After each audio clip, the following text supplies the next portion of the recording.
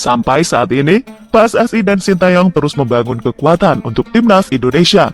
Hal itu bertujuan agar Indonesia menjadi lebih kuat dan mampu bersaing di level yang lebih tinggi. Contohnya di babak ketiga, kualifikasi Piala Dunia.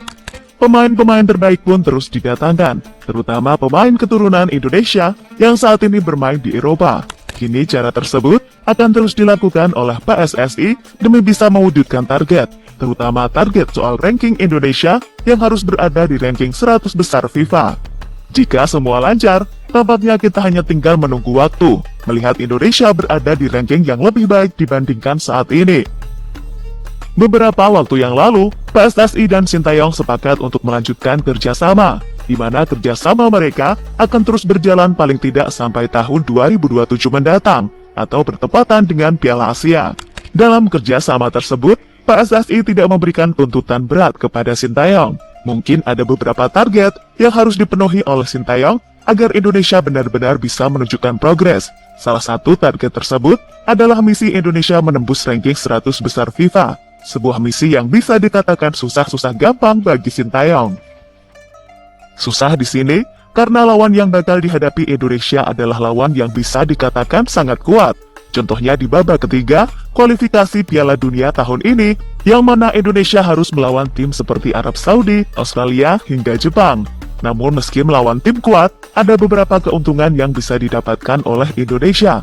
Keuntungan yang dimaksud adalah soal penambahan poin jika tim Garuda mampu meraih kemenangan atau hasil imbang. Misalnya, yang terjadi pada bulan ini, di mana Indonesia berhasil mengumpulkan kurang lebih 15 poin usai menahan imbang Arab Saudi dan Australia. Meski mendapatkan hasil yang cukup bagus di babak kualifikasi Piala Dunia, namun Indonesia tetap akan terus berbenah. Itu terbukti karena mereka telah berhasil mendatangkan beberapa pemain baru ke dalam skuad. Pemain yang dimaksud adalah Marcel Gers dan Eliano Renders. Dan bukan tidak mungkin, di waktu yang akan datang, ada beberapa pemain lagi yang ikut bergabung. Misalnya Ian Madsen, Jairo Redwald, hingga Ole Romani, yang sampai saat ini terus dihubung-hubungkan dengan skuad Garuda. Menurut media Belanda, yakni Football Premier, mereka mengatakan jika saat ini Jairo Redwald diprediksi bakal menjadi pemain selanjutnya yang bakal bergabung dengan timnas Indonesia. Bahkan media itu bilang, jika saat ini Jairo tengah menjalani proses bersama PSSI. Entah kabar ini benar atau tidak, tapi yang pasti Jairo memang sering dirumorkan bakal membela Indonesia.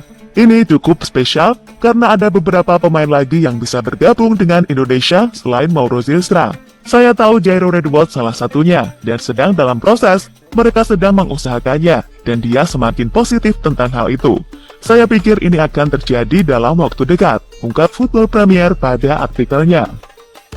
Jika semua pemain yang diincar PSSI bergabung dengan timnas Indonesia, maka skuad Garuda berpotensi memiliki starting grade A. Di posisi kiper, Indonesia memiliki Marten Pas, sementara posisi back ada C. Itzas, Marcel Gers, hingga Calvin Verdong. Untuk gelandang, ada Tophe, Nathan Chuaon, dan Jairo Redwald. Sementara untuk posisi striker, Indonesia memiliki Ole Romani hingga Ragnar Oratmangun. Pemain-pemain inilah yang akan mengisi starting grade A timnas Indonesia.